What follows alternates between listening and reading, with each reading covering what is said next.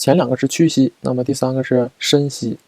这个状态下，膝盖骨就变得不那么明显了。髌骨我们不是特别能够找得到它的造型，但是呢，我们知道它应该是在这个位置，并且呢，这是一个右腿啊，这是一个右腿。怎么判断的呢？因为我们能看到这一块，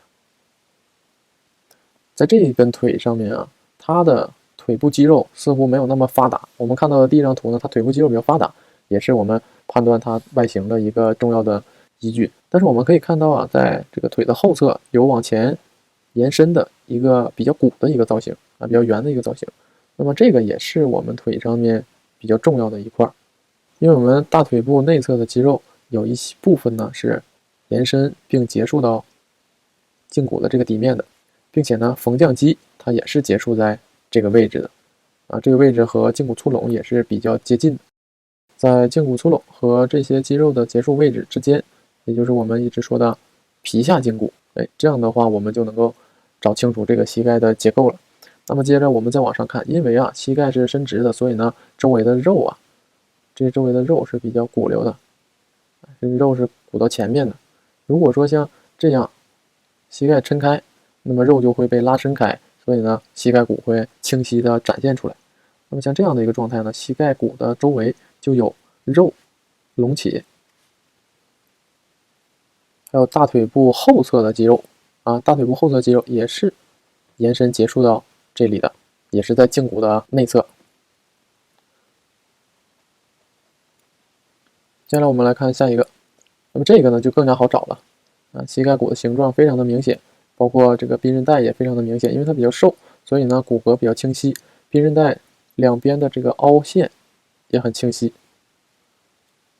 根据以上的特征进行判断，这是一个左膝，因为这边是外侧，因为外侧偏平。画了这么多个，我们都发现啊，内侧是不是偏圆？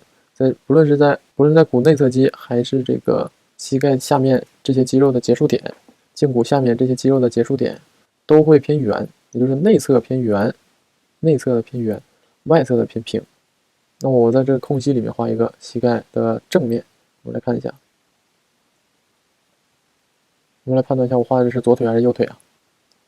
这边一看就是外侧，因为呢它偏平；这边呢一看就是内侧，因为它偏圆，所以呢它是一条右腿，右侧膝盖。再回到我们刚才所讲解的这条腿上，那么这条腿呢不是偏侧面的，有点3/4角度，在这个外侧的角度，我们还是能够看到一些这个皮下胫骨的。以上已经分析了4个膝盖的案例，那么有屈膝，有伸膝的。那么接下来我们再看一下屈膝更大角度，因为伸膝这个就是极限了，这就是直的，就是极限了。然后我们看一下屈膝更大的角度。首先我们来判断一下啊，这个大腿和小腿有点不好区分，对不对？这一侧是大腿啊，这一侧是小腿。那么膝盖的朝向，我们来看一下，膝盖是斜着的，它这个膝盖呢有一个顶面，还有一个前面的斜面，这里还有一个面。这个面的这一块有隆起，我们可以知道这里是胫骨粗隆。那么从胫骨粗隆往下，我们看到这里有一个凹陷，有一个凹痕啊，比较平。那这里就是皮下胫骨，那么这就是一个右腿的内侧。这里隆起的地方呢，就是股骨，股骨的内侧踝。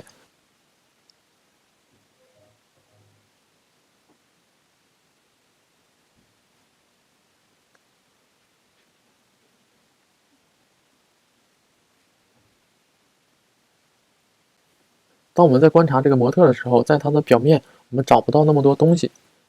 它有很多不清楚的地方，